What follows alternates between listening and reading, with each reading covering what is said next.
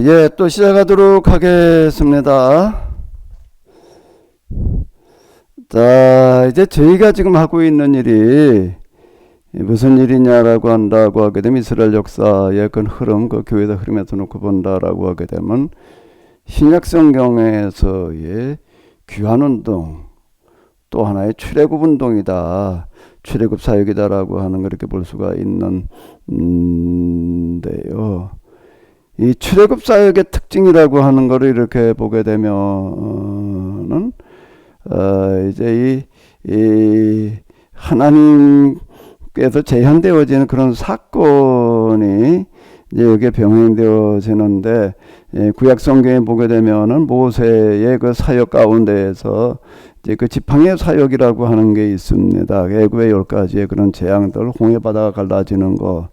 그리고 이제 매번 이제 광야에서도 지팡이를 가지고 사역하는 어떤 이런 거를 볼 수가 있습니다. 지팡이를 가지고서 반석을 치면 물이 나오는 거고, 지팡이를 들고 또 기도할 때 만나가 내려오고, 아말렉과의 전쟁에서도 지팡이를 들고 이제 기도할 때에 이제 뭐 어떤 일들이 일어나고 뭐 그런 어떤 이런 거를 이렇게 볼 수가 있는데요. 이제 지팡이를 통해 가지고도 이스라엘 사람들에게, 그리고 온 세상에 하나님을 보여주는 사건이 일어나는 거예요. 이거는 그냥 이스라엘 사람들이나 알게 그냥 이렇게 진행되어지는 사건이 아니에요. 모세의 애굽의 10가지 기적 또는 뭐 이렇게 얘기를 하는 거는 온 애굽을 팬데믹으로 몰고 가는 어떤 이제 이런 거가 되는 거고, 결국에 가던 바로의 세력이 이제 이렇게 굴복되어지는 어떤 이런 거잖아요. 온갖 이제 초자연들이 이제 동원이 되어지는 겁니다. 그게 이제 이게 출애굽 사건의 특징이라고 하는 건데, 그 두 번째 출애굽인 귀환에서는 그럼 무슨 초자연에 동원되어졌느냐? 무슨 초자연에 동원되어졌죠? 두 번째 출애굽에서는 무슨 초자연에 동원됐나? 고레스 측령. 역사적인 초자연이요. 바벨론이라고 하는 나라가 하는 초자연인 거예요. 그리고 바벨론을 멸망시킨 아수르가 아니라 페르시아. 예. 고레스는 원년이라고 하는 거는 바벨론을 멸망시킨 바로 그 해에 유대인 귀환령을 내리는 겁니다. 그럼 이거는요, 거기에 바벨론의 노예로 끌려와 있던 사람들이, 포로 끌려온 사람들이 많았어요. 이런 나라들이요. 포로들 모두 다 귀환령을 내린 게 아니라 유대인 귀환령을 내린 거지. 그게 이제 이 예레미야가 예고한 대로, 그가 이제 이러면 마지막 서역이라고 하는 거는 포로로 끌려가고 있는 사람들한테 이제 두루마리 써주는 건데요. 너희는 가가지고서 바벨론의 사망 선고를 선언하고서 포로살이를 시작을 해라, 이렇게 얘기를 하는 건데요. 바벨 멸망을 선고하는 그런 두루마리를 써주고, 이거 바벨론 사람들한테 읽어주라는 거예요. 이스라엘 사람들한테 읽어주라는 얘기가 아니라 바벨론 사람 누구한테 읽어주라는 얘기인가 하면 그 고위 관리들한테 읽어주어라. 여호와께서 지금 바벨론 사람들에게 하시는 이야기다라고 얘기를 하고, 그걸 돌에다 묶어가지고 바벨론 강에다 던져라, 그들이 보는데도 던져라, 이제 사망 선고를 내려라라고 이렇게 얘기를 하는데, 이게 뭘 말하는 건가 하면 바벨론에 포로로 끌려가는 사람들, 너희는 나라가 망해도 끌려가는 게 아니라 바벨론 멸망시키러 가는 거다. 이제 이렇게 해석을 했다라고 이제 제가 얘기를 하는 게 지금 바로 그런 얘기가 되는 건데요. 이 기적도요, 기적이라고 하는 거가 겉으로 드러나는 자연 속에 드러나는 초자연이라는 기적만 있는 게 아니라 역사 속에서 일어나는 기적이라는 것도 있는 겁니다. 도저히 이게 있을 수 없는 일이 역사 속에서 일어나는 거예요. 그건 역사적인 기적이에요. 기적이 두 가지가 있는데 초자연으로다가 전개되어지는 기적이 있는가라고 하게 되면은 역사 속에서 진행되어지는 기적이라고 하는 게 있는 거예요. 그게 바벨론의 멸망이에요. 그거는 이제 아모스 호세아가 계속 얘기를 했던 것처럼 아수르 바벨론에 등장하는 것은 거기에 무슨 뭐 정치적인 무슨 이런저런 변수 때문에 일어나는 게 아니라 이게 예언자들의 역사 해석은 완전히 세상 역사가들이 얘기하는 거고 달라요. 세상 역사가들은 지금도 아수르나 바벨론의 등장이라고 하는 것을 거기에 사회, 문화, 정치적인 변동에서 그걸 해석을 해냅니다. 뭐 이래 해가지고 흥명성쇠가 어쩌고 저쩌고 해가지고 이렇게 그냥 예언자들은 그렇게 해석하는 게 아니에요. 아수르가 등장을 하는 건 북왕국을 징계하기 위해서고 바벨론에 등장하는 거는 남한국 유다를 징계하기 위해서다. 이건 도무지 세상 역사가들은 그런 해석이 불가능한 겁니다. 그럼 진짜 그런 거냐라고 할 때에 예레미야가 얘기했던 대로 바벨론의 멸망이라고 하는 거예요. 바벨론의 멸망이라고 하는 초유의 역사적인 사건, 바벨론의 멸망으로 끝나는 게 아니라 페르시아의 고레스가 원년에 유대인 귀환령을 내리는, 유대인만 귀환하라고 그런 거예요. 포로들 다 귀환하라고, 다 인도주의자가 돼가지고서 고레스라고 하는 인도주의자가 돼가지고서 그냥 포로를 끌어온다고 다 돌아가라고 그랬어요. 그 얘기가 아닌 거예요. 지금 정치적인 목적으로다가 이제 그 사람은 그랬다. 애굽 이집트를 견제하기 위해서 그 길목에다가 이제 위성국가를 만들어 가지고서 이제 방벌을 하자라는 차원에서 그렇게 한 거죠. 근데 어쨌든 유대인이 귀환해서 나라를 다시 세우는 일들이 일어나는 그런 일들이 이제 그거를 이제 예언자들은 두 번째 또 하나의 출애굽이라고 이렇게 해석을 한 거예요. 그 귀환한 이후에는 그럼 또 무슨 기적이 일어났느냐라고 할 때에 첫 번째 모세의 출애굽에서는 자연 속에 일어나는 기적들이 들어있었지만은 두 번째 출애굽에서는 역사 속에서 일어나는 기적에 귀환한 유대인들이 거기에 와가지고서 예루살렘 중심으로 그 소수에 돌아와 가지고서 살아남는다라고 하는 것 자체가요. 동화되지 않는 한 살아날 방법이 없는 겁니다. 이방인들에게 동화되지 않는 한 그거를 끝까지 막는 게 예사라. 그러니까 느헤미야의 정책이에요. 그 이방인과 통혼이라고 하는 걸 그냥 엄금하는 어떤 아주 강제적인 이 총독의 포고령으로다가 그걸 이제 금지를 하는 그런 것들이 뭘 말하는가라고 하게 되면 이제 동화되지 않고 동화된다라니까 그 누가 통혼이라는 걸 동화되는 걸 얘기를 하는 건데 살아남을 방법이 없는데 다 그래가지고 그 당시 다 그 소수민족들이 다 없어져 버리고 마는 거예요. 근데 유대인만 살아남는 거예요. 유대인들이 예루살렘에 돌아와 가지고서 예스라 그래 느헤미야 정책에서 살아남았다라고 하는 것 자체가 역사적인 기적이에요. 예루살렘이라고 하는 데가 100여 년이 못 지나가지고서 이제 이게 구체 중의 세계에서 가장 유명한 교육 도시 중에 하나가 되는 거고요. 유대인들이 각지에 나가가지고서 그냥 그 지역의 상권을 다 지배하는 그런 일들이 일어나는 거예요. 그 역사적인 기적은 계속되는 거예요. 포로로부터 귀환하는 거, 고레스 칙령, 그리고 지금 느헤미야 정책으로 말미암아서 이제 예루살렘에서 이 사람들이 이제 이 교육과 그리고 이제 이 상업, 신용을 위주로 하는 상업을 발전시키는 거예요. 통혼이라고 하는 그런 방식으로 상업을 발전시키는 어떤 그런 게 아니라, 그리고 이제 알렉산더의 헬라화 정책에 맞서가지고 또 여기에서 승리해 나가는 또 기적, 이게 여기에 두 번째는 역사적인 기적이 계속 이어져 나가고 있는 겁니다. 지금요. 그래 유대 문화, 주다이즘이라고 하는 걸 이제 역사가들은 뭐라고 해석을 하는가 하면 헤브라이즘이라고 그러는 거예요. 헤브라이즘이 등장했다라고 하는 이거 자체가 뭔가라고 하게 되면 이건 세계사적인 역사적인 기적이에요. 그 헤브라이즘이라고 하는 게 등장으로 말미암아서 무슨 일이 일어났는가라고 한다라고 하게 되면 종교계가 완전히 평정되는 거예요. 이제 신앙으로 얘기를 한다면은 이 구약 성경에 하나님 여호와를 믿는 종교 이외에는 없어져 버리고 말았어요. 다요. 그게 헤브라이즘이라는 이름이에요. 이 부분이요. 포로 이후의 예언자들은 계속 이렇게 얘기를 합니다. 온 세상 사람들이 예루살렘으로 여호와를 경외하러 오리라고 예고들을 했는데요.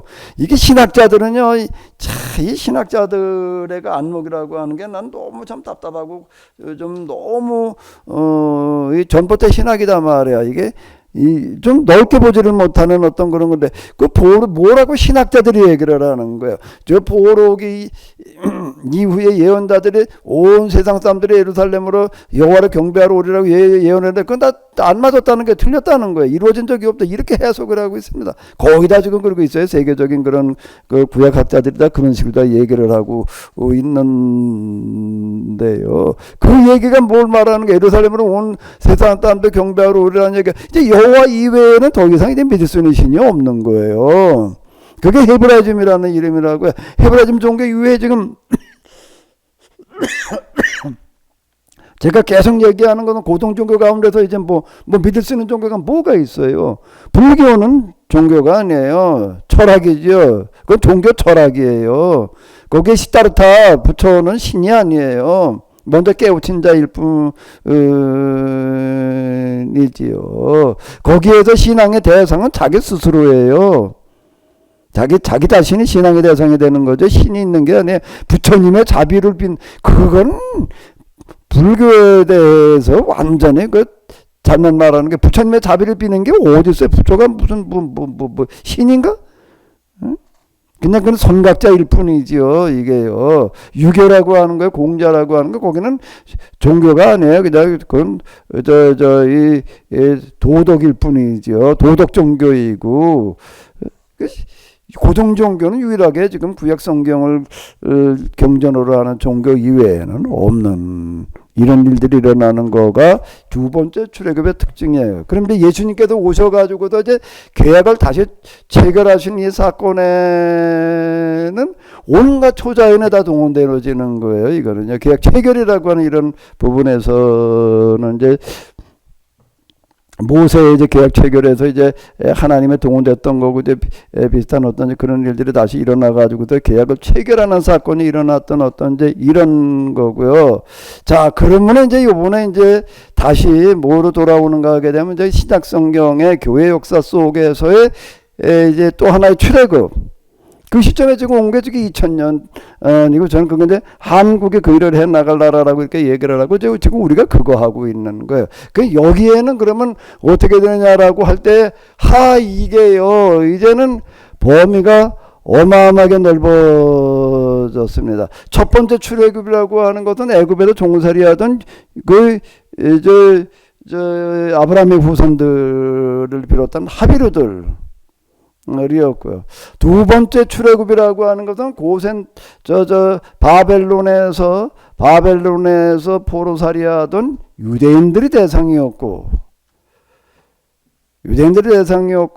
그 다음에 예수님께서 오셔서 계약을 체결하실 때에는 유대교를 기반으로 해가지고서 여기서 이제 12제자들, 그리고 예수님을 따르는 120여 명의 사람들, 오순절, 이제 이 사람들을 이제 대상으로 해가지고서 이제 교회가 출범이 되어지는 어떤 이런 건데요. 땅까지 복음을 전파하라고 하는 이제 그런 모든 민족에게 나아가서 너희는 내가 너에게 분반 모든 것도 가르쳐 지키게 하라. 뭐 이제 이렇게 얘기를 하네. 모든 민족들 대상으로 이제 이렇게 복음을 전파하게 하시고, 그러다가 지금 여기까지 이렇게 왔는데, 요번에 지금 우리가 해야 될 출애굽이라고 하는 것은 판도가 전 세계가 되는 건데, 판이 서양에서 이제 동양으로 넘어오는 겁니다.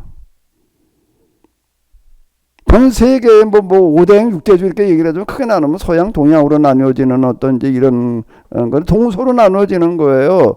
동서로 나뉘어지는데, 이제 판이 전 세계화 글로벌리즘이 돼버렸고, 이제 여기에서 출애굽이라고 하는 거는 항상 위기 상황에서 이제 전개가 되어지게 되어지는데, 고센 땅의 위기, 바벨론의 위기, 지금 유대인들의 계약 파기로 말미암아서 또 이제 멸절당할 위기. 실제 그러다 그전에 로마족에게 멸절당했잖아요.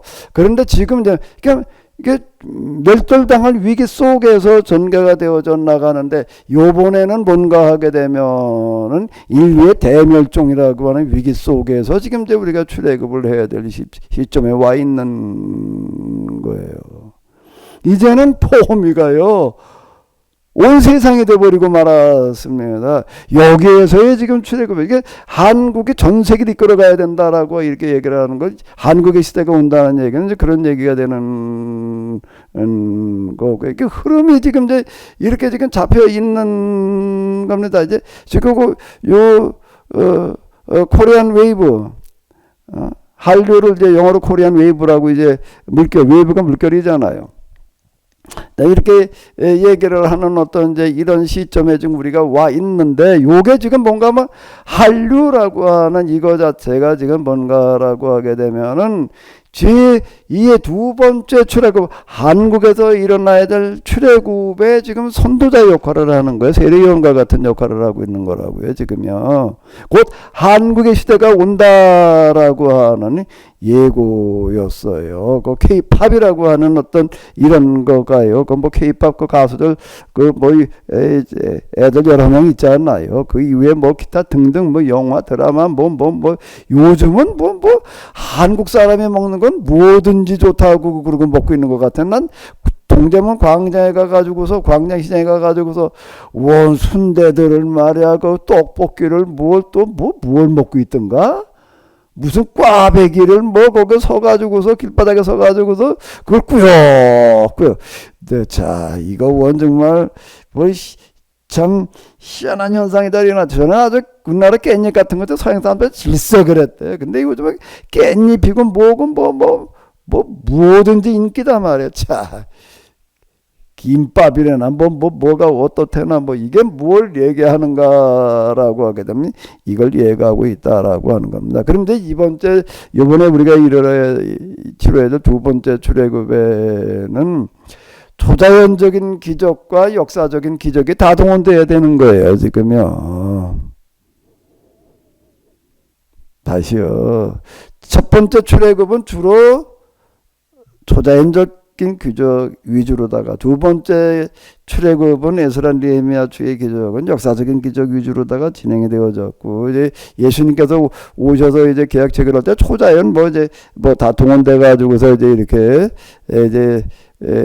전개되고 이러고 왔는데, 이게 지금 인류 역사상 맞은 가장 큰 위기, 그리고 전 세계를 대상으로 하려고 하다가 보니까 오늘 우리 시대에 이게 AI 이런 거 등장을 해가지고서 이제 인공지능이라고 하는 거가, 이제 인공지능이 인간이 만들어낸 지능이 인간의 지능을 앞지른 시대에 이미 앞질렀어요.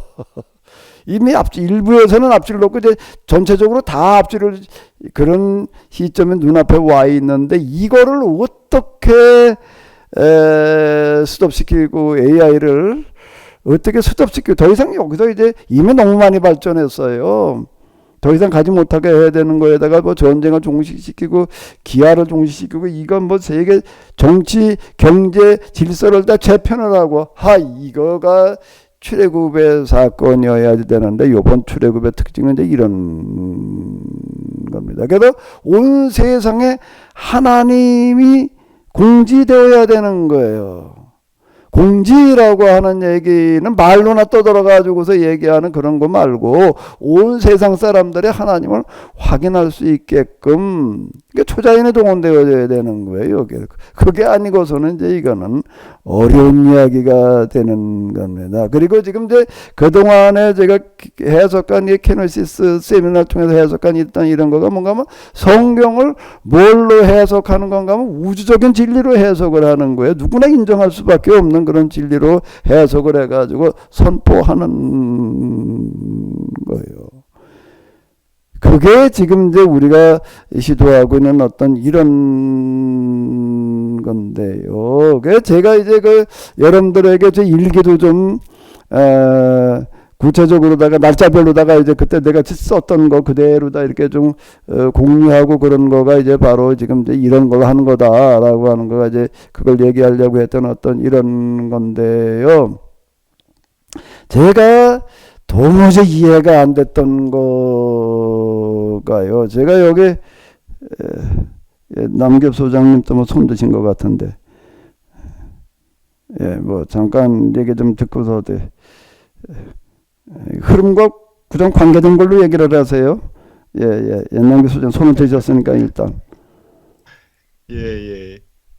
그 관계가 좀 완전히 부합하는지는 모르겠지만 하여튼 일단은 하나 오류를 바로 잡고 가야 될 것 같아서요. 뭐냐면 고레스 칙령이 유대 민족에게만 해당됐다. 귀환령이. 그럼 유대 민족에게만 해당된 게 아니고 그 식민지 거기 포로로 끌려온 모든 민족에게 해당됐다고 제가 최근에 읽은 책에 그렇게 나와서 여기저기 찾아보니 전 세계 그 포로들에게 다 귀환령을 내렸더라고요. 그래서 제가 이제 유대인에게만 내렸다라고 유대 민족에게만 내렸다라고 한 거를 여러 번 제가 목사님 책에서도 보고 강의를 들었는데 그게 아닌 거로 제가 확인을 해서 목사님도 한번 확인해 보시면 좋겠다.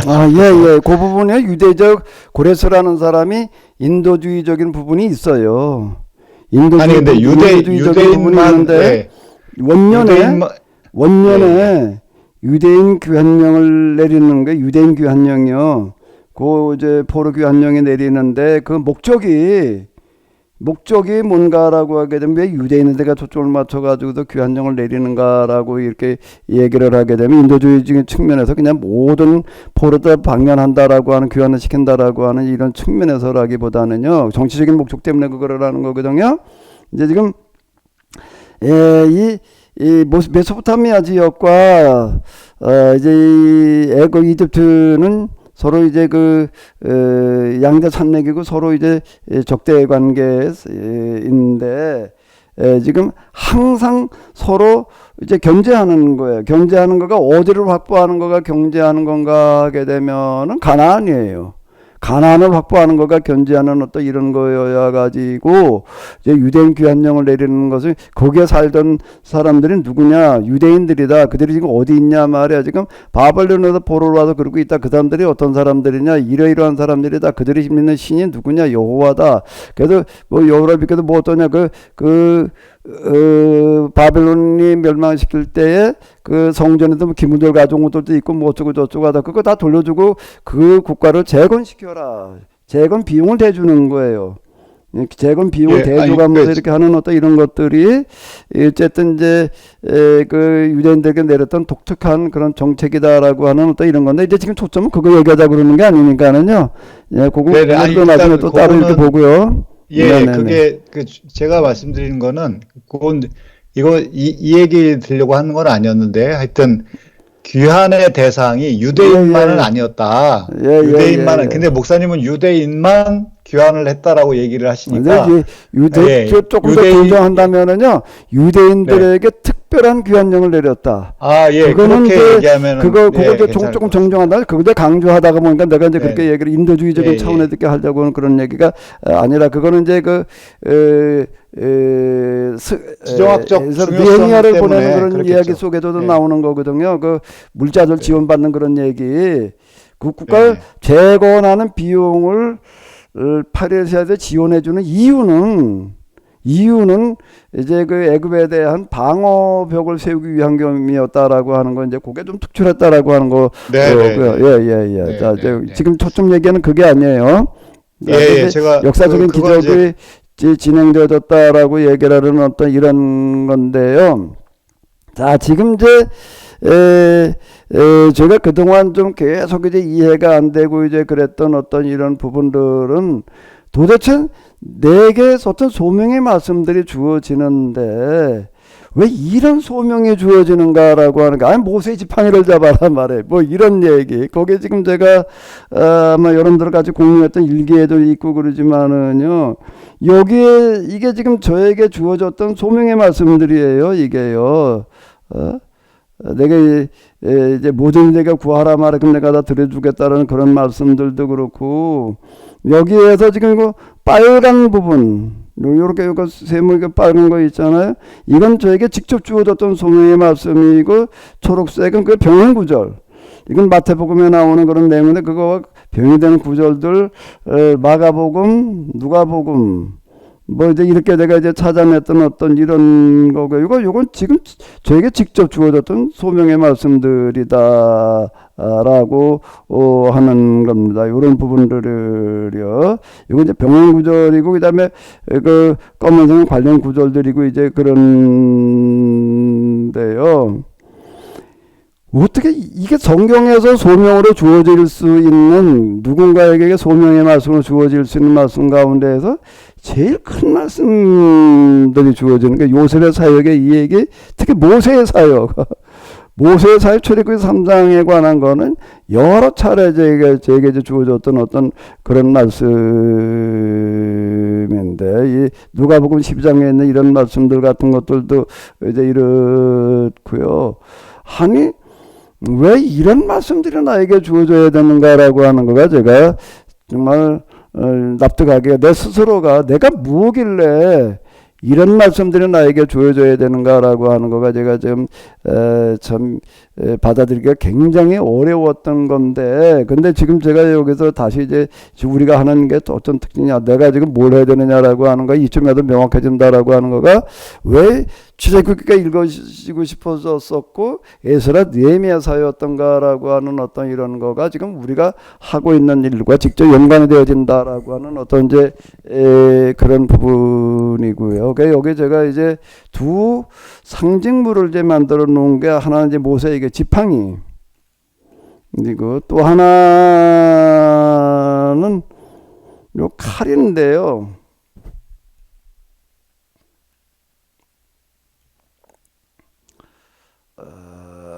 요게 이제 내가 목회를 시작하면서 도대체 내가 이 교회에서 뭘 해야 되나라고 하는 걸 기도를 몇 달 동안 했을 때쯤 어느 날 문득 이제 뭐 비몽사몽의 형태에서 저에게 이제 방에인데 칼을 누가 하나 갖다 줬는데 그 칼이 이제 이거하고 아주 유사합니다. 이건 제가 그래픽으로 만든 건 아니고 인터넷에도 이제 여러 해 전에 찾았던 어떤 이런 건데요.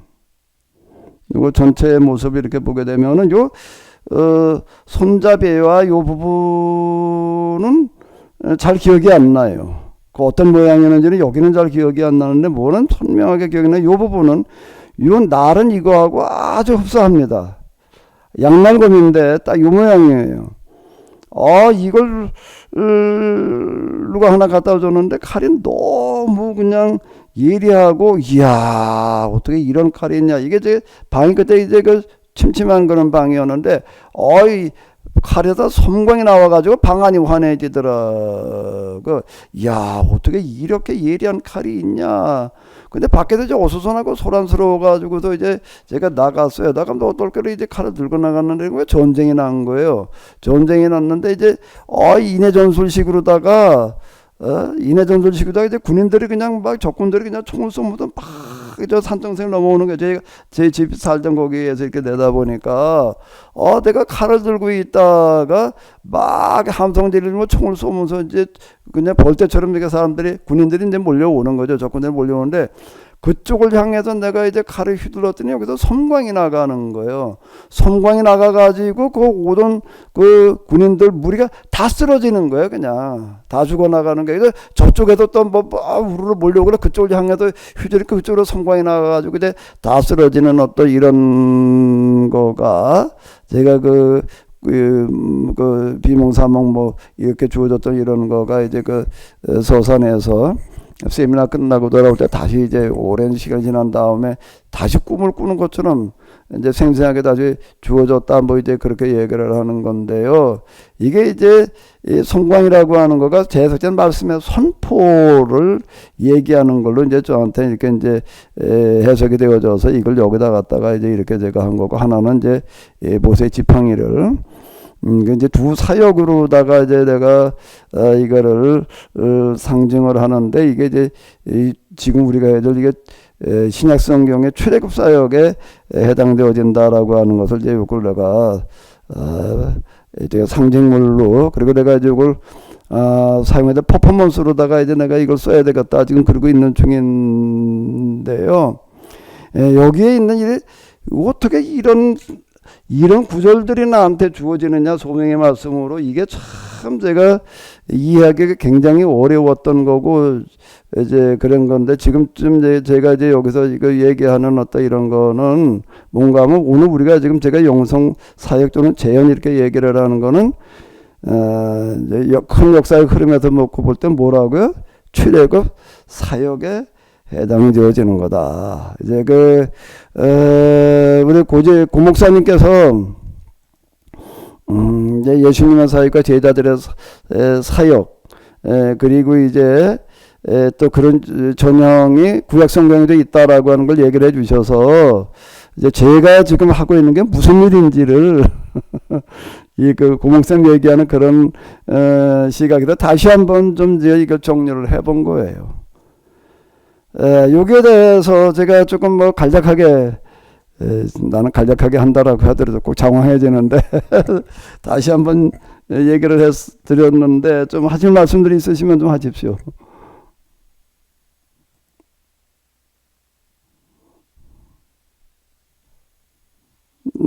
지금 고 목사님이 손 드신 건가?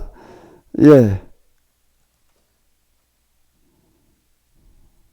남 소장님이 먼저 저기 질문해도 좋을 것 같은데, 제가 먼저 할까요? 예, 저는 약간 요 내용보다 약간, 하여튼 뭐, 같은 얘기긴 하지만, 지금 고 목사님이 던진 그 주제에 대해서 우리 예, 고 그겁니다. 목사님이 말씀하신 거니까, 고 목사님이 지금 먼저 말씀하시는 게 나을 것 같아요. 예, 예. 저기, 강 목사님, 네, 지난번에 이어서, 지난번 제가 남 소장님이 제기한 질문, 그리고 제가 조금 지난번에 덧붙인 질문, 그리고 오늘 제가 올린 이 질문은 지금 제가 이해하기로 지금 강 목사님이 설명한 그 영역을 말하는 그 영역을 건드리는 그 질문이 아니었습니다. 그래요? 예, 예, 예.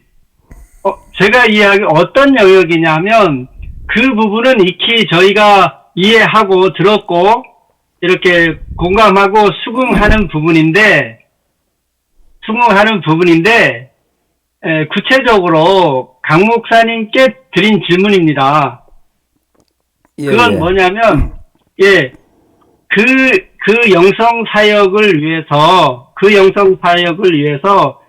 강 목사님이 취하시는 자세, 그것을 저의 언어로는 자기 존재 비움을 극단적으로 수렴하고 있다.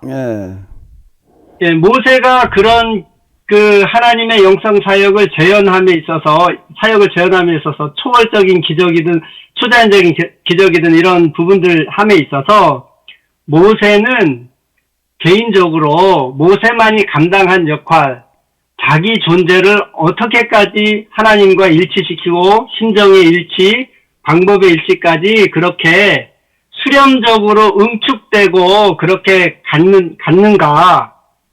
지금 강 목사님도 그런 영역으로 이렇게 들어가시는 건가. 이런 질문이었습니다. 그래서 남 소장님의 질문은 그렇게 자기 존재 비움을 하려면 제가 이해하기로는 현장에 나와서 현장의 사람들의 소리를 듣고 현장의 사람들과 호흡하면서 그렇게 해야 더 하나님과 일치가 이루어지고 그 일치를 이렇게 이루어졌을 때 나중에 확산적으로 영성 사역이 더 확산되지 않을 거냐, 에너지가 더 그쪽으로 발산되지 않을 거냐 하는 이런 의미의 질문이었습니다. 네. 아닙니까? 예. 근데 이제 제 질문이 이해가 되십니까? 예. 근데 이제 고 목사님의 입장은요. 그 남 소장님의 입장이 그런 거, 고 목사님의 입장 아까도 조금 언급하셨던 것 같아. 다시 한번 간단하게 얘기를 해봐요. 네, 그렇죠. 그러니까 저의 입장은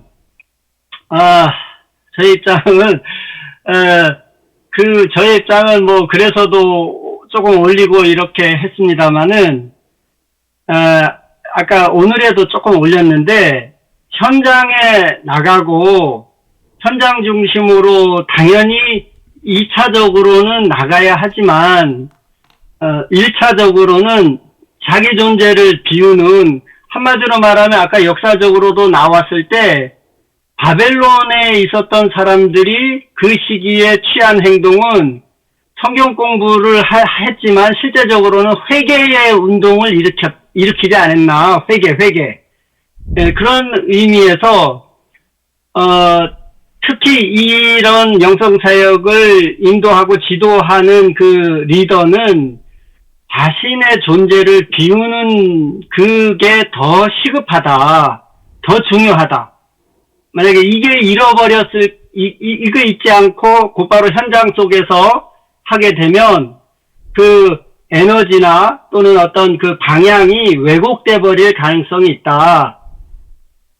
양수장님 아까 좀 전에 올린 것처럼 이게 대립적인 구도가 아니라 연결돼 있는데 순서는 자기 존재 비움을 충분히, 예, 회개를 충분히, 이거 비판받을 수 있습니다만 그런 상태로 내려갔을 때 하나님과 일치가 되고 쉽게 얘기하면 뭐 하나님의 에너지도 이렇게 받을 수 있는 그럴 수 있지 않은가. 그렇게 해서 그의 실현으로 갈 수 있는 것이 아닌가 하는 이런 질문입니다. 예. 이제 우리 남부장님 말씀 또 우리 고 목사님 말씀 이제 좀 대충 제가 이제 좀 파악을 하겠는데요. 네. 제가 전에도 좀 이렇게 말씀드렸던 대로 제가 지금 여기서 이런 영성 사역을 사실 거기 단계 1, 2, 3, 4, 5, 6으로 끌고 나가는 어떤 이런 거를 할 수 있었던 이유는 이렇게 구상할 수 있었던 이유는 경험 때문에 가능한 거예요. 하나님에 대한 경험이 없었더라면은요, 이런 구상을 할 수가 없습니다. 이거는요. 이런 구상을 할 수가 없는데, 어차피 그 구상을 가지고서 이제 여기에서 초자연과 초자연적인 기적과 역사적인 기적을 다 동원하자. 과거에 있었던 이런 것들이 다 동원돼야 되는 거예요. 여기는요. 지금 그래야지. 지금 오늘의 상황이라는 게 그렇잖아요. 애굽에서의 사역, 바벨론에서 사역이라고 그러는 거 지금 오늘의 사역은 이게 얘기가 달라요. 범위를 놓고 보더라도 그렇고 현대 사회가 지금 과거의 사회에 비해서 얼마나 지금 복잡해졌어요. 이거 뭐 완전 분화되고 모든 부분에 첨단을 달리고 있는데 지금 이제 이게 다 그냥 아주 낱마처럼 얽혀 있고, 경제를 재편한다. 말은 쉽지만은요, 옛날 고대 사회 경제 재편하는 거고, 오늘 사회 경제 재편하는 거고, 이건 차원이 다른 얘기거든요. 자, 이제 이런 모든 것들이 이제 복합적으로다가 이제 동원이 돼야지 되는데, 그럼 이제, 어쨌든 제 입장, 이런 걸 입안한 단계 1, 2, 3, 4 어쩌고 저쩌고 그렇게 영성사역이라고 하는 거를 하자라고 그래야 될 제 입장에서 지금 여기서 가장 시급한 부분인 뭔가라고 하게 되면은 지금 저기 이제 이걸 가지고 제가 얘기를 한다라고 하게 되면은요,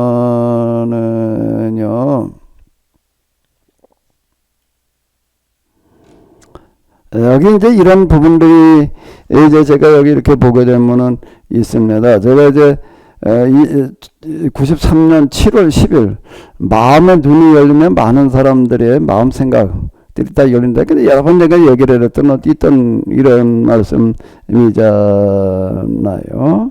자, 이런 거 그리고 이제 이 기도하면서 충전이 되어지는 그런 현상.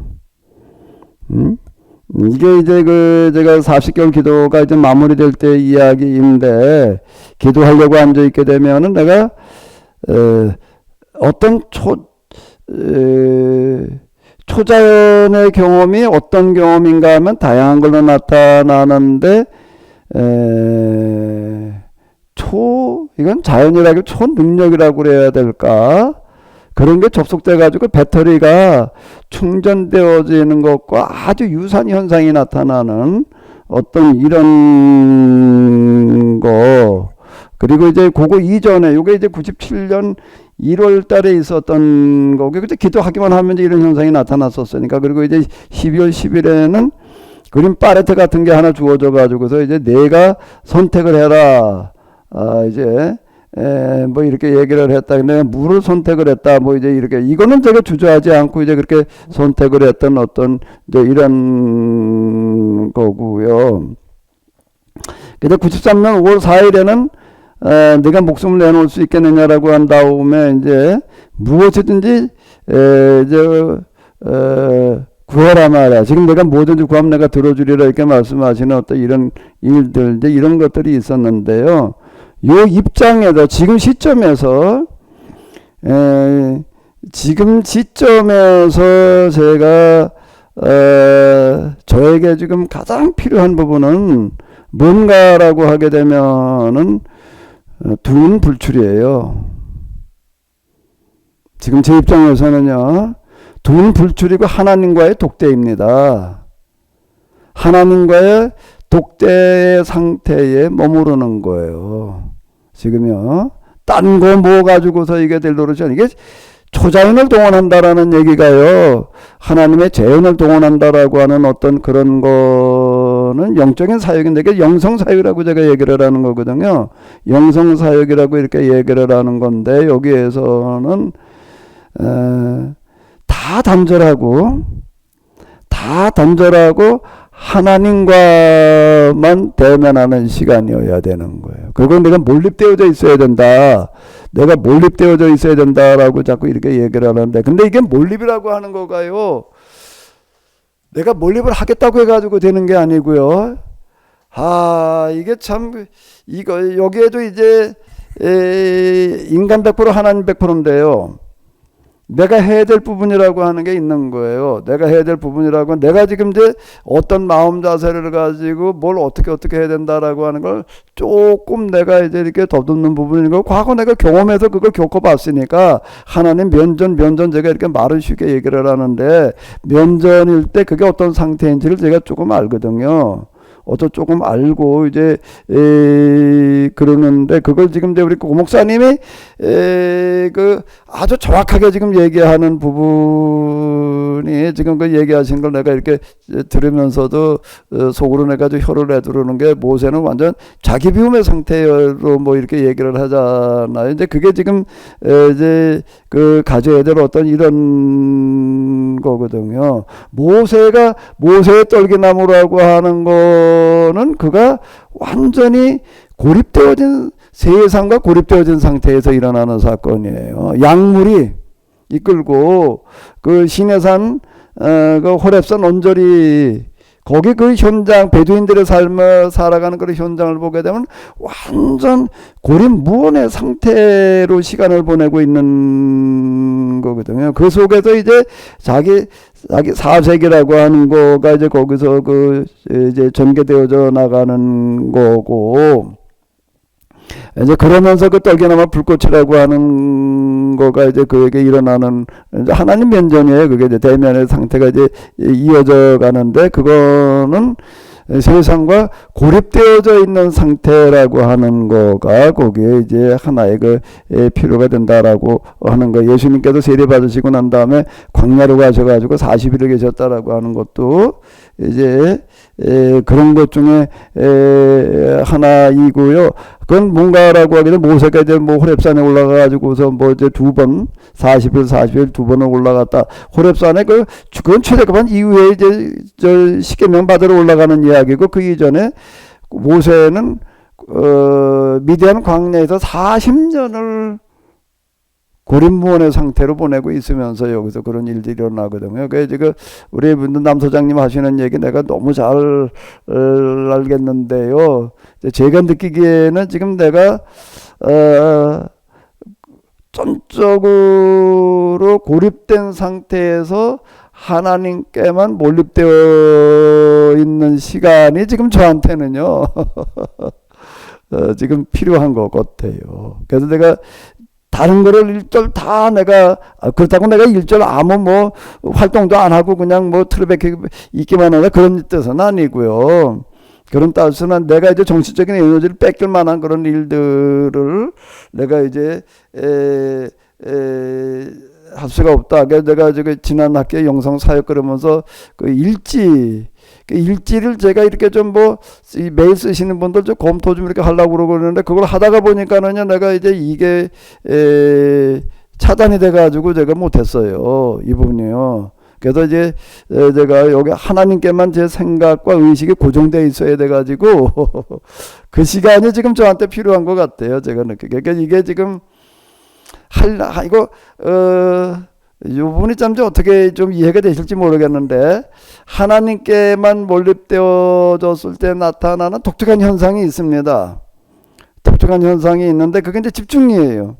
몰입이라는 얘기와 이제 집중이라는 얘기가 뭔가 하면 이제 의식과 정신활동이라는 거가 하나님께 이제 집중되어져 있는 어떤 이제 그런 상태 이제 그거가 그 시간이 이제 배터리가 충전되는데 시간이 필요하잖아요. 충전이 돼야지 그 다음에 이제 이렇게 활용이 되는 거고 아주 유사해요. 이거는요. 제가 그 마지막으로다가 이제 배터리가 충전되는 것 같은 그런 상태가 되어지더라라고 하는 얘기가 이제 그 얘기이고 이제 우리가 복음서에도 이렇게 보게 되면 예수님께서 수시로 이제 예수님께서 하루 종일 이제 사람들한테 시달리시는 거예요. 하루 종일 식사하실 겨를도 없을 만큼 시달리시다가 얼마나 피곤하셨는가라고 해도 풍랑 있는 바다에서 그냥 잠이 드셔가지고 깨질 않으시는 거예요. 배가 가라앉을 지경이 되고 그러는데 그 조그만 배 조각배가 풍랑 있는 바다에서 그만 뒤집어질 정도가 된다라고 하게 되면 다 사람이 곤백배탄 될 텐데 근데 거기서 잠이 들어 계셨다라고 하는 그런 얘기는 얼마나 피곤하셨었는가라고 하는 걸 이제 그대로 반영하는 어떤 이런 건데요. 이제 그러니까 수시로 이제 혼자 이제 기도하시는 시간을 가지는 걸 이제 우리가 이렇게 볼 수가 있거든요. 그 기도하시는 시간이라고 하는 거가 뭐 하는 시간인가 하면은 영적인 충전의 시간이에요. 그 충전된 만큼 방출이 되는 거거든요. 충전된 만큼이요. 여기 지금 이제 제가 이제 말씀의 사역이라고 하는 거가 이제 여기 이제 들어가야 되는데 그 말씀의 사역과 비례해가지고 저는 또 동시에 이게 하나님께 나머지 시간은 몰입이 되어져 있어야지 돼요. 이게 지금 저한테는 엄청 부담스러운 거예요. 엄청 고통스러운 거고요. 이게요. 그렇게 하고 있어야 된다라고 하는 것 자체가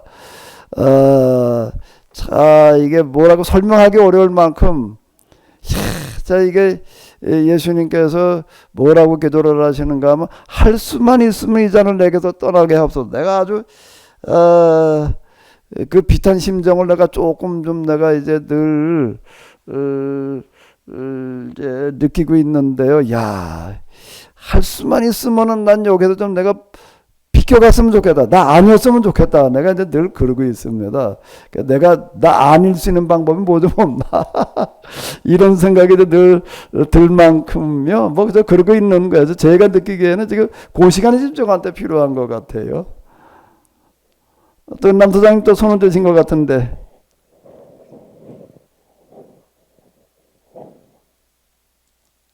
예, 목사님, 아까는 고레스 칙령 얘기는 그냥 도입부에 잠깐 하는 얘기였고, 그 얘기 하려고 제가 손든 건 아니었고요. 아유, 고용성 목사님, 제 생각을 어떻게 이렇게 저보다 잘 표현하십니까? 놀랍습니다.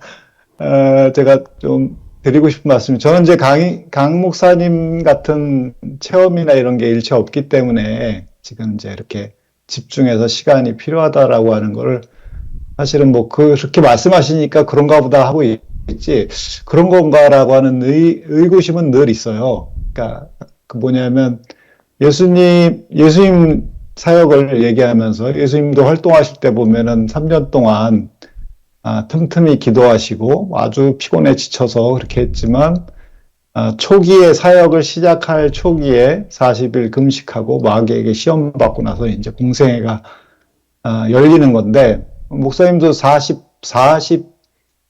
40개월을 참기도 하신 거 아닙니까? 그러면은 또 그렇게 집중해야 할 시간이 필요한가? 일단 그런 생각이 들고요. 또 하나는, 그건 제 개인적인 생각이고, 그래서 목사님이 현장으로 다 나와야 한다. 제가 그 얘기 하려고 하는 건 아닙니다. 우리가 분업과 협업을 해야 하니까, 또 그렇게 하는 사람이 있고, 또 목사님처럼 또 집중하는 사람이 있고, 다양한 우리가 활동이 필요하니까. 근데 이제, 목사님께서, 한류 얘기하면서, 말씀하시잖아요. 뭐, K-팝, 이렇게 먹거리, 뭐, 사람들이 한글을 배운다. 라고 하는 것에서 그런 것은 예전부터 계속 그 말씀을 하셨는데, 진짜 한류의 본령이 뭐냐면, 목사님이 현장에 계속 지난 이 내란 국면에서 현장에 좀만 나오셔도, 야, 이게 진짜 한류구나라고 생각을 하실 것 같아요. 무슨 말이냐면, 그래요. 예, 이 알겠습니다. K민주주의라는 게 정말 놀라운 거거든요. 이게 너무 놀라운 거고, 또 아시겠지만 남태령이라고 하는 곳에서 그 농민들이 그 트랙터를 몰고 올라왔는데 남태령에서 막았는데 그 여성들이 대부분 젊은 여성들이었어요. 여성들이 밤새 그 농민들과 함께 하기 위해서 거기에 지지를 했단 말이에요. 이게 이 한류가 아닐까. 전 세계가 놀라워하는 이 민주주의의 그 움직임이거든요. 이것은 미국에는 없어요. 이런 현상이. 유럽에도 없고. 근데 이제 목사님이 보다 현실에 그 착근된 이야기를 하고 한국 사회의 주된 그 흐름을 파악하시려면 이런 데 나오셔야 하고 이런 걸 가지고 한류다라고 얘기를 하실 수 있어야 되는데 늘 목사님 말씀은 K-팝 가수, 먹거리, 한글 이렇게 얘기하시는 거거든요. 근데 목사님이 그 책에서 강조하는 동학에 대한 얘기나 홍익인간에 대한 얘기는 지금 이런 방식으로 펼쳐지고 있는데 목사님의 눈에는 그게 잘 안 들어오는 것 같아요. 왜 안 들어올까? 사람은 경험이 한계가 있으니까 자기가 경험한 게 그거니까. 근데 목사님은 현장에서 일단 거리를 두고 계시니까 그게 잘 안 들어오는 거예요. 그래서 이제 목사님의 강점과 목사님이 하시려고 하는 것이 그건 이제 다시 이렇게 다시 재고해야 된다가 아니라 이런 현실이 있고 이런 현실을 품어 안고 가야 한다. 그리고 지금 제가 지난번에도 말씀드린 것처럼 오히려 교회보다 지금 이제 광장에 있는 사람들이 목사님의 신학 사상에 더 공평할 수 있는 사람들이 거기 많다. 그리고 지난번에는 제가 이제 토요일 날 그 서초동에 갔었는데 서초동 바로 옆에 사랑의 교회가 있습니다. 사랑의 교회라는 데가 있는데 서초동에서 집회를 할 때 그 옆에 제가 목사님한테도 사진을 보여드렸지만 그 옆에 태극기를 흔들면서 윤 어게인을 외치는 일단의 무리들이 찬송을 그렇게 크게 부르면서 합니다. 근데 그 찬송이 어디서 나오는 찬송이냐면 그 옆에 오정현이의 사랑의 교회에서 나오는 찬송이에요.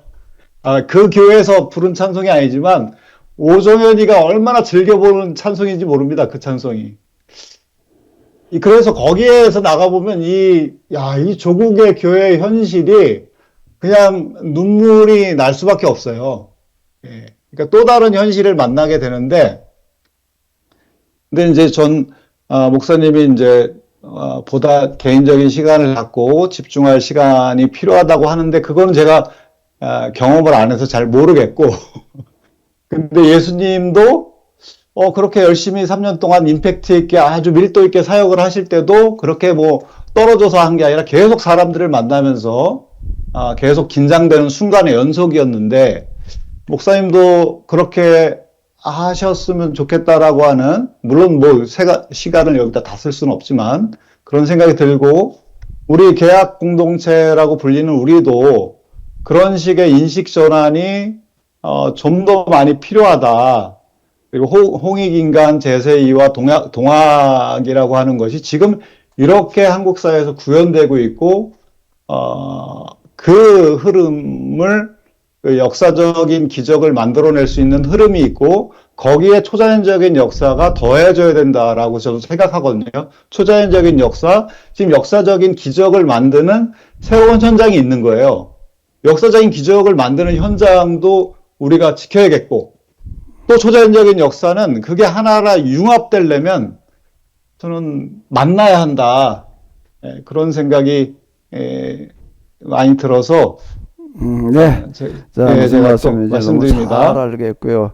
예수님의 12제자 가운데도 열심당원 시몬이 있었어요. 네, 그것도 진짜 우리가 많이 생각을 해봐야 될 어떤 이제 그런 부분이거든요. 그 예수님께서도 어쨌든 열심당원 를 이제 포용하셨던 어떤 이런 것들 이제 우리가 이렇게 볼 수가 있는데, 일단 그 예수님의 사역이라고 하는 어떤 이런 부분들을 이렇게 보게 되면은 이제 그거야말로 이제 영성 사역이다라고 이렇게 얘기를 할 수가 있는데요. 다시 이제 제가 조금 더 말씀을 드리게 되면은 저한테 지금 급선무는 몰입이에요. 하나님께만 몰입되어져 있는 상태가 이제 필요한 어떤 이런 건데, 그 몰입이라고 하는 어떤 이런 거가 이거는 이제 그 문자 그대로 이제 영성적인 몰입인데, 제가 경험하고 알기로는 정신활동 가운데에서 제일 힘든 부분인 것 같아요.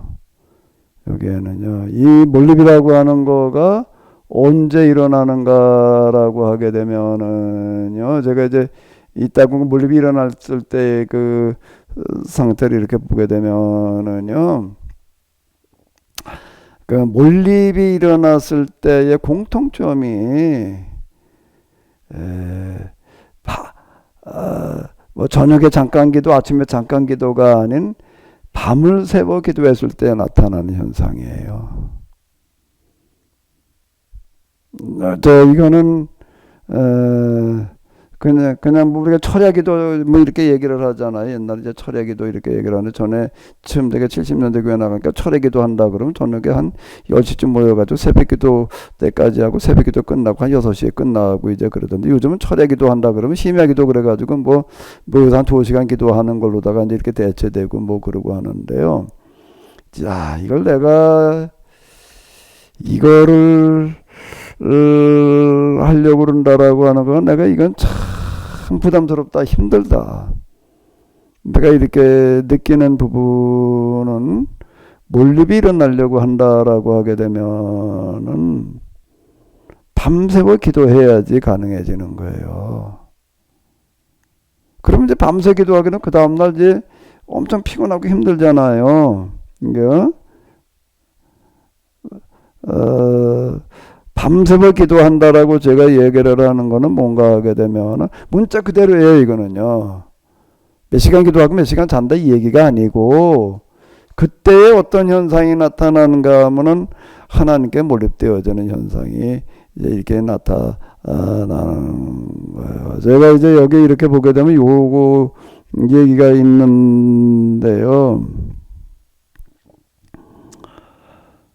이거 참 부담스러운 겁니다. 지금 제가 여기서 얘기하는 어떤 이런 거가요, 여기 이렇게 보게 되면은 마음의 눈이 열리면서 사람들이 길거리 가는 사람이 보여줬다라고 얘기를 할 때 왜 그런 날이 그랬는가라고 하게 되면요, 그 전날 제가 한 잠도 못 잤을 때예요. 한 잠을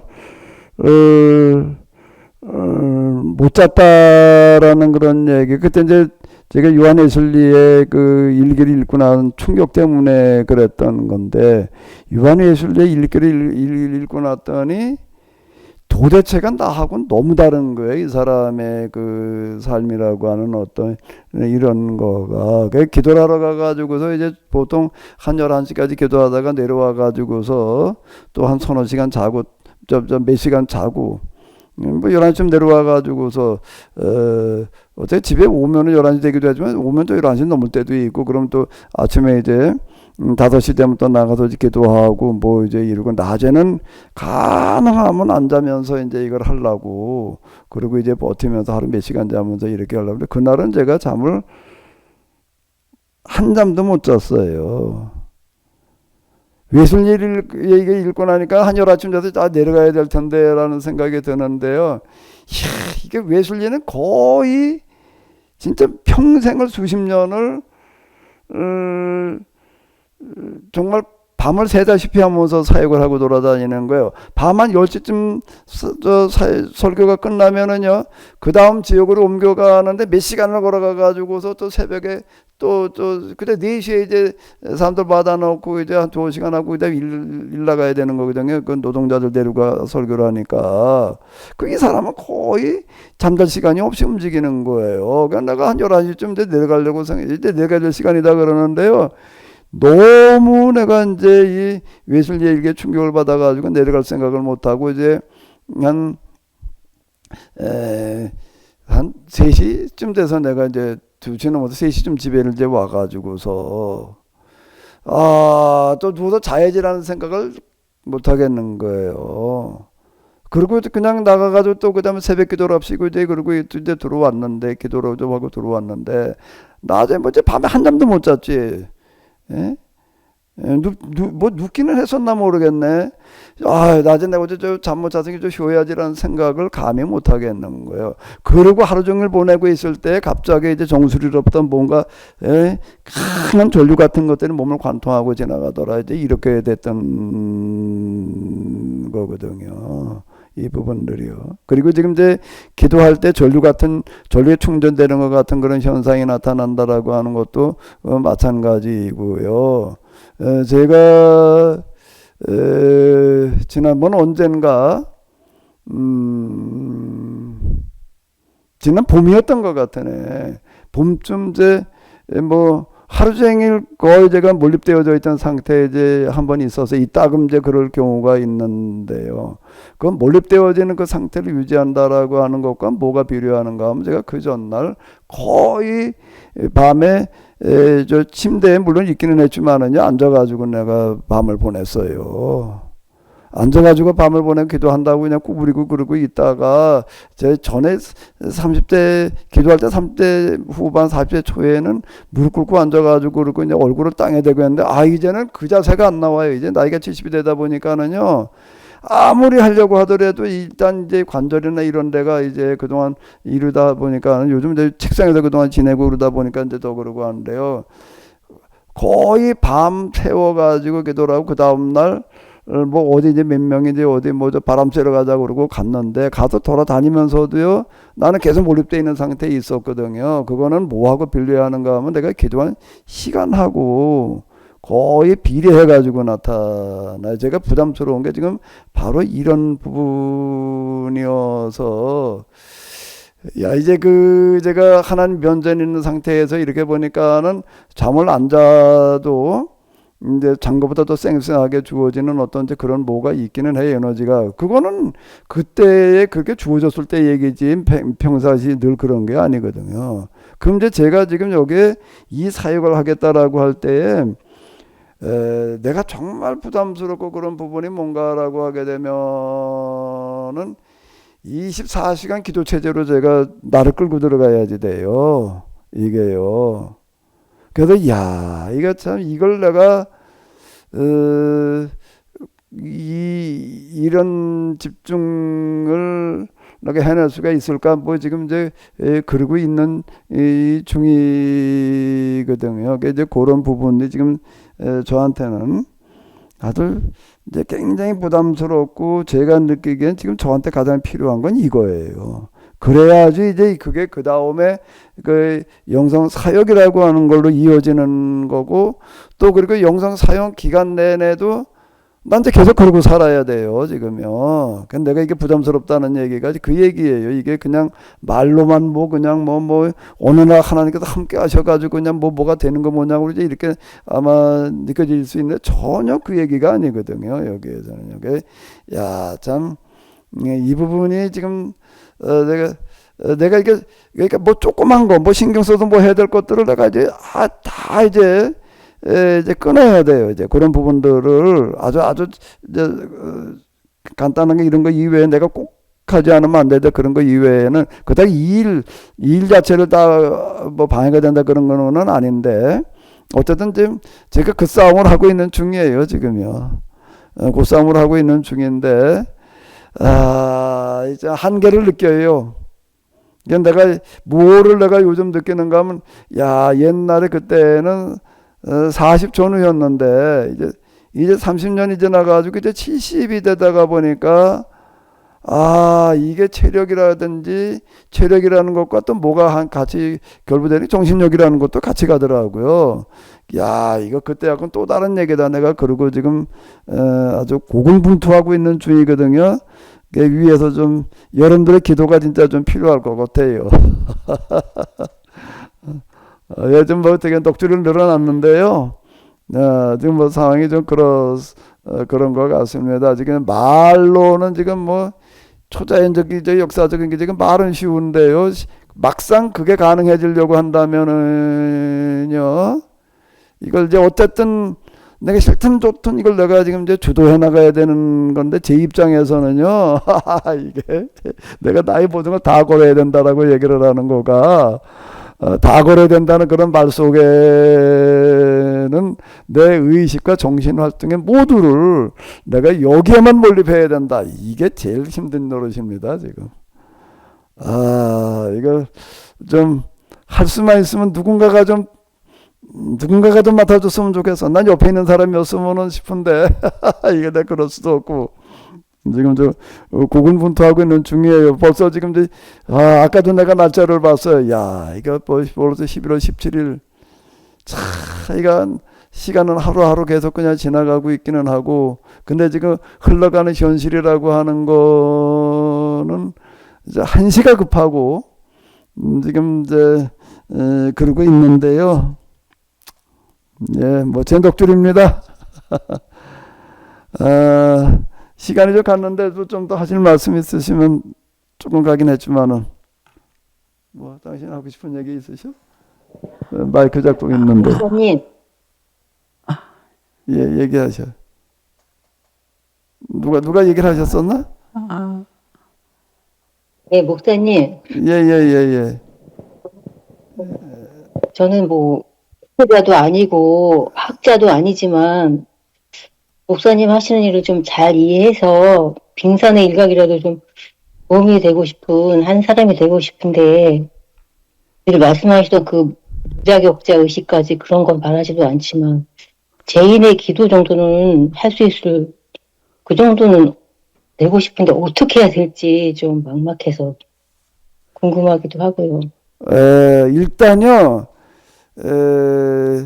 제 입장, 제가 뭐 하려고 하는지를 좀 충분히 이해하시고, 기도가 지금 여기에서 여러분들의 기도가 무엇보다 지금 좀 필요할 것 같아요. 이게, 제가 이제 예수님께서 마지막 십자가를 앞두시고 나서 제자들에게, 오늘은 좀 나를 위해서 기도해다오. 그렇게 기도하시다가 오셔도 제자들한테 매 3번인가를 왔다 가시더라고요. 야, 시몬아, 내가 나를 위해서 1시간도 좀 깨어 있을 수 없느냐, 이제. 3번을, 몇 번을 그러시는 장면이 나오는데 내가 얼마 전에 그 장면이 내가 많이 생각이 났어요. 야, 예수님께서 오죽하셨으면 제자들한테 그래, 시몬아, 너도 잠을 자고 그래도 너는 그래도 뭐라고 큰 소리 치지 않았냐 막, 너도 그러고 있느냐 말이야.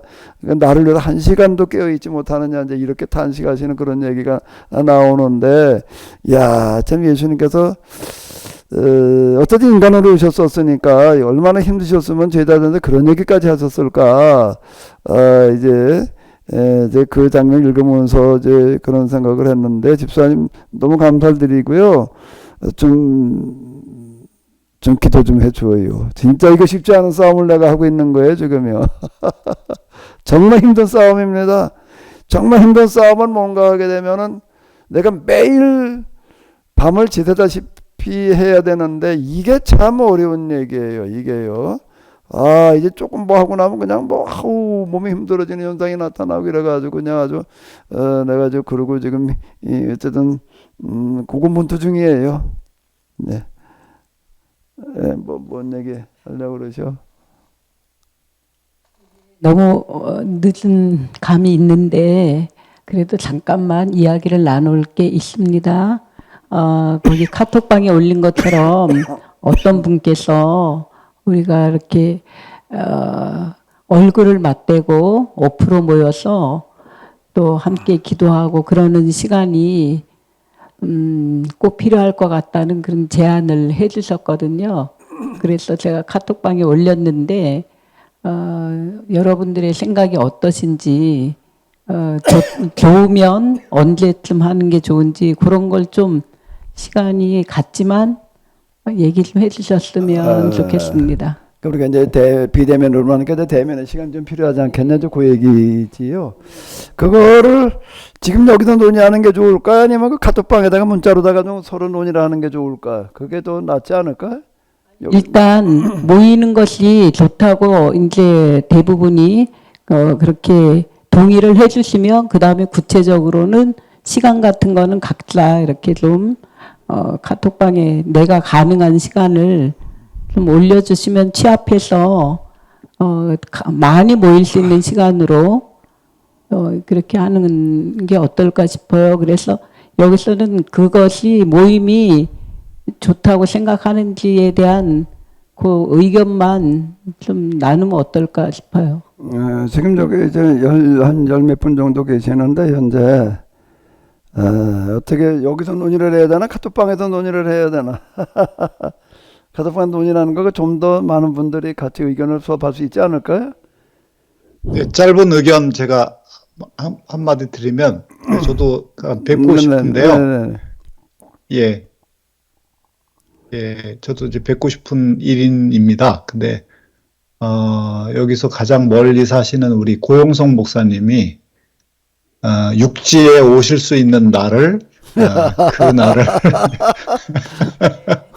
날을 선택해서 고 목사님이 오시는 거를 아예 우리가 섬으로 가면 어떨까?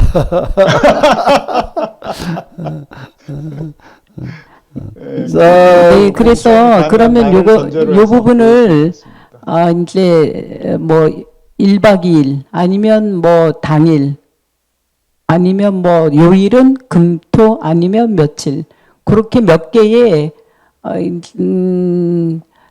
몇 개 이렇게 좀 분류를 해가지고 구분을 지어서 질문을 올려놓고 거기에 가장 많이 이렇게 모일 수 있는 그런 시간 그런 걸 정하도록 좀 누가 항목을 만들어서 올려주면 좋겠어요. 여기서 우리가 요 인원 가지고 다 결정하기는 이제 그러니까 카톡방에다가 올려가지고 모든 분들이 다 의견을 좀 올려두도록 그렇게 요즘 그 투표하기 있더라고요. 카톡방에 투표하는 거 뭐 있잖아요. 누가 그걸 올리셔서 그 투표 모이는 게 좋을지 아닐지 일단 그렇게 먼저 그거부터 묻고 거기 이제 다 들어와서 좀 다 하게도 그 투표를 하게 하고 거기에 지금 카톡방에 들어와 있는 분들은 다 투표를 하게 하시고 그 다음에 모인다면은 언제 뭐 이런 식으로다가 좁혀 나가는 게 좋지 않을까 싶은데 여기서 지금 우리가 뭐 논의해서 결정할 수는 없는 얘기일 것 같고요. 그럼 그렇게 하면 되겠죠?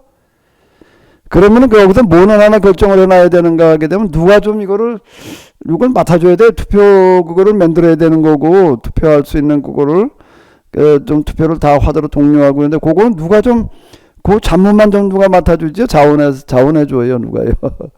예, 그 투표할 수 있는 거를 만들어 놓으시고 다 들어와서 그 투표하는 거 어렵지 않아요. 누구나 다 할 수 있는 거니까 들어와서 그냥 클릭하면 되는 거니까 그거만 올려놓고 다 그렇게 동참해가지고서 결정할 수 있도록 그렇게 해주시면 되겠죠. 네, 그럼 오 목사님 저것도 수고 좀 해줘. 이렇게 박수로 치는 게 어려우니까 그냥 손으로 다 이렇게 표시해 주시면은 네, 고맙겠습니다. 오 목사님 저 수고 좀 해주세요. 네. 네, 그럼 시간이 좀 많이 갔는데요.